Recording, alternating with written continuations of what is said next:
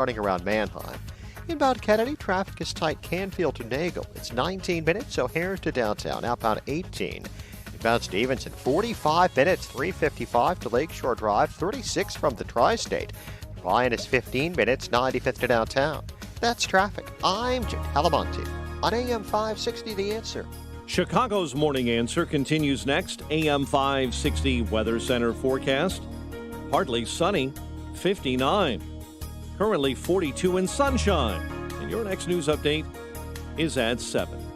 Chicago's Morning Answer with Dan and Amy continues next on AM 560 The Answer.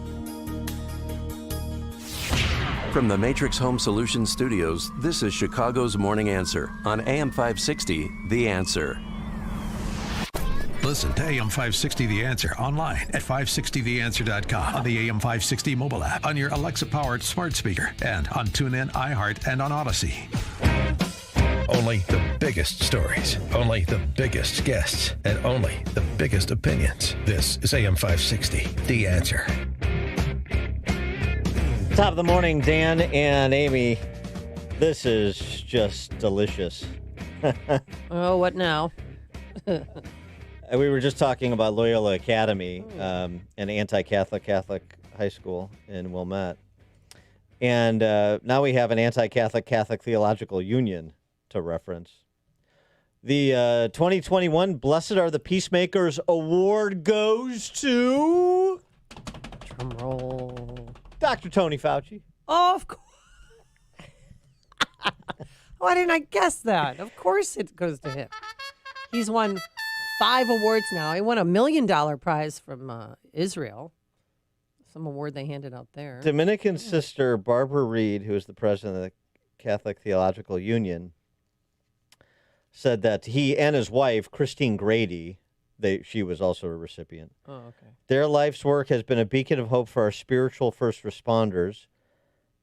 And all this statement is great too. I mean, what a statement to make at a Catholic Theological Union award ceremony.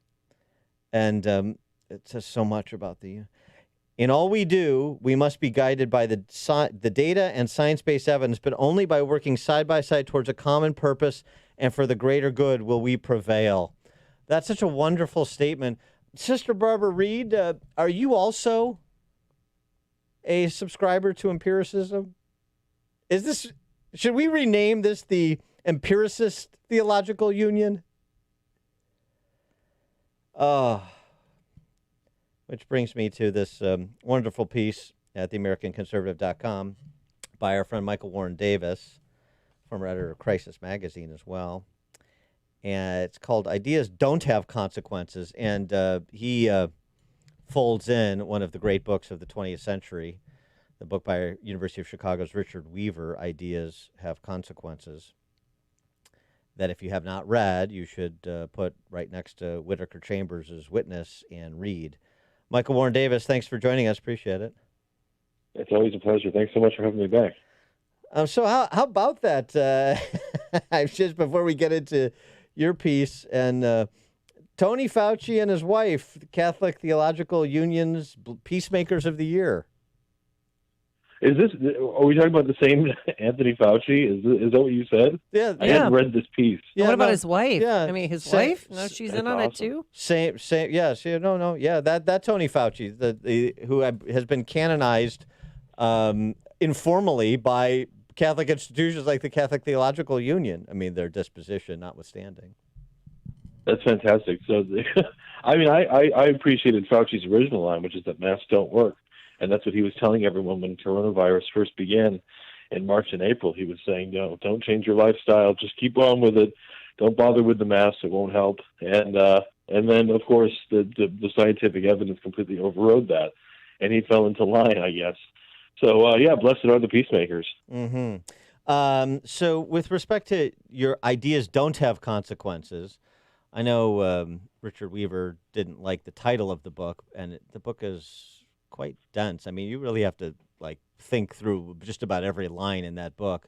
That's how deep it is and important it is. But ideas don't have consequences, you say, And my sort of takeaway is, obviously, they do in a sense. They don't in a political sense, but when you treat them as not having any consequences in a political sense, they turn out to have grave consequences in a cultural sense.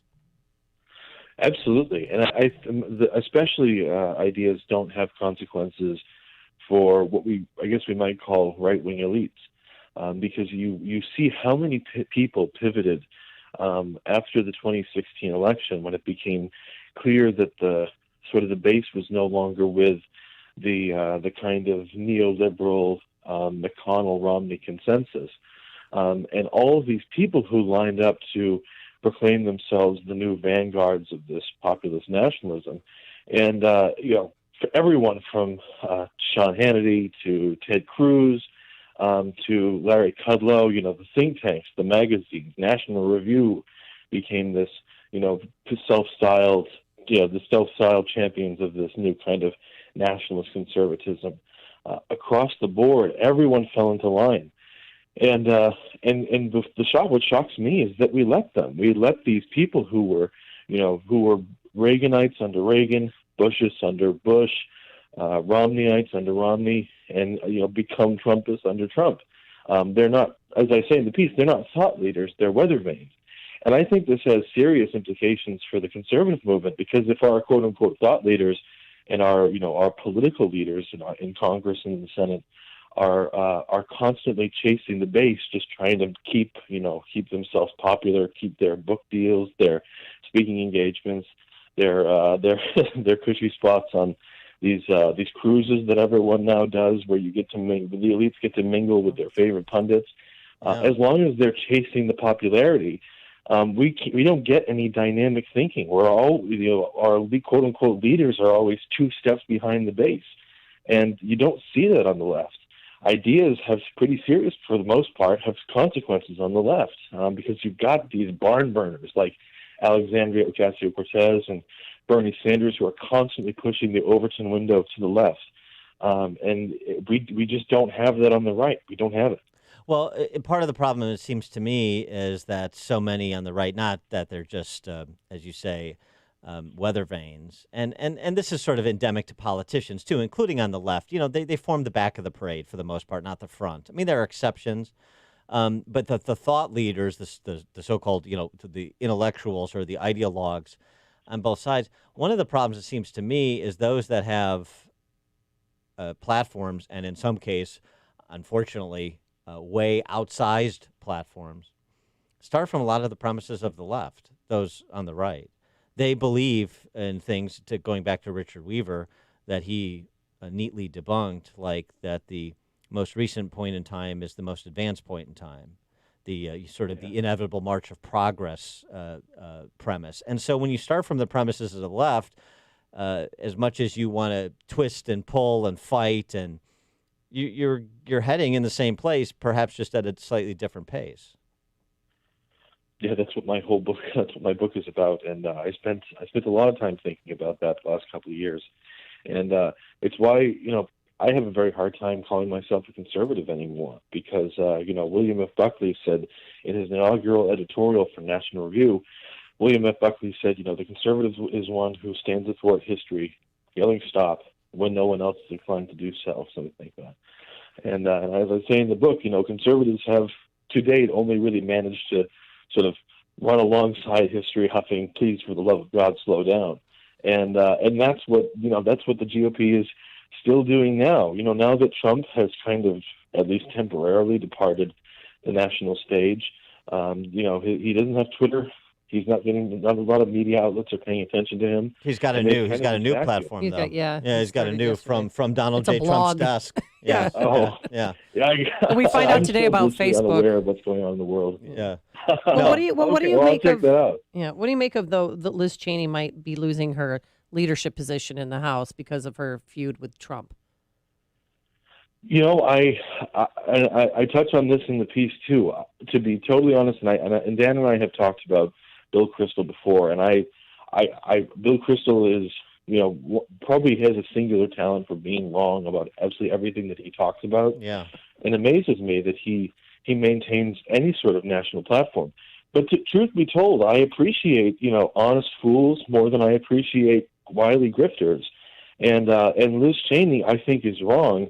But I appreciate the fact that she's pretty upfront about who she is, and if she loses her position on her committees, and if she, if the party decides that she's not who they want to be leading the party post-Trump, I would agree. I don't have any animosity towards her. Again, I think she's an honest fool.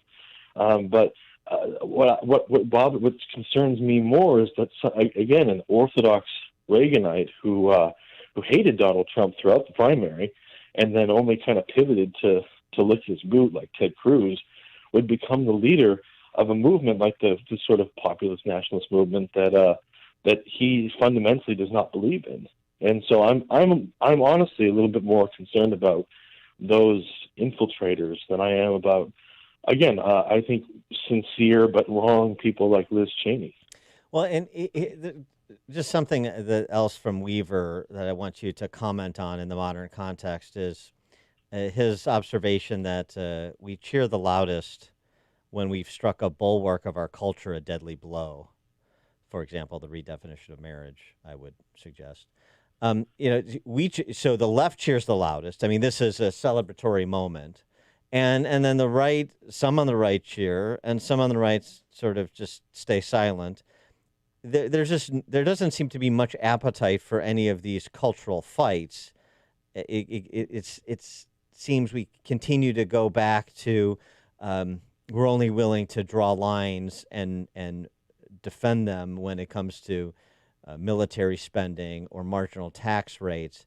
We don't really want to get into, unless the water is really just perfectly temperatured, we don't want to get into life, family.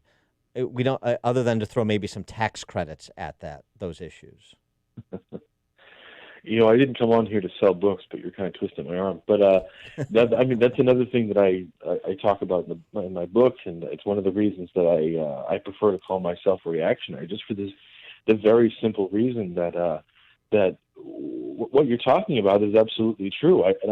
And gay marriage is a really terrific example, because when we were in the middle of this fight to protect the definition of marriage as being a union between one man and one woman, I think all of us, even especially the true believers like you and me, I think all of us vaguely realized that if we lost the marriage fight, that would be it forever.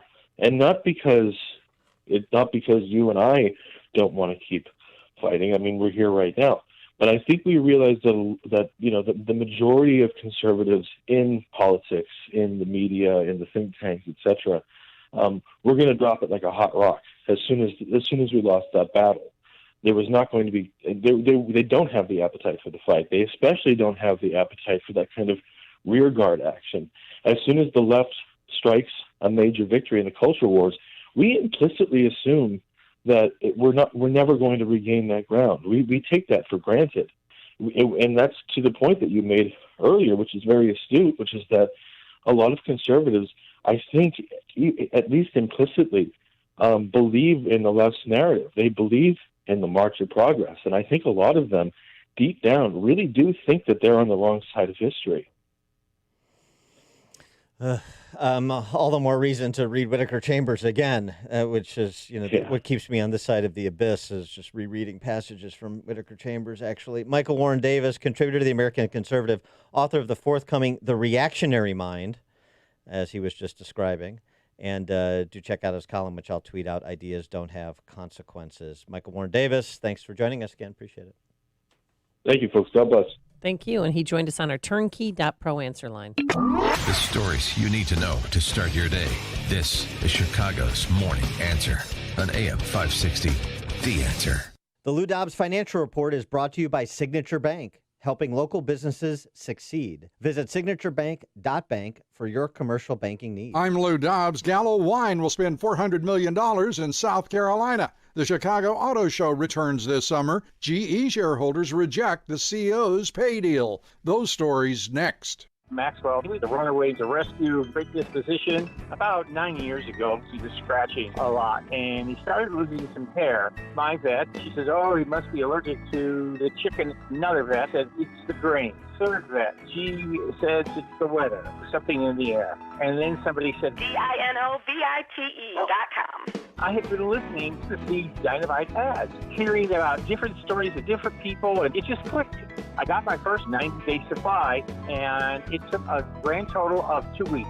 And the dog stopped itching, the hair stopped falling out. Dynavite is nutrition. And Maxwell loves it. Now he's close to 10, and the Dynavite's a big part of Maxwell's diet. Dynavite for life. You won't believe how happy your dog will be. And he's a spectacular dog. DINOVITE.com.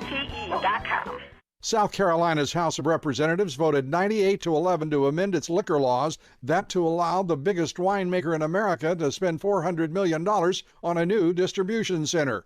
Ian J. Gallo plans to eventually expand to open a tasting room as part of the project that will hire up to 1,000 employees. Chicago's auto show, held for more than a century, will be returning this summer. The annual McCormick Place event was forced to cancel last year due to the China virus pandemic that also saw schools close and restaurants turn away customers. Show attendees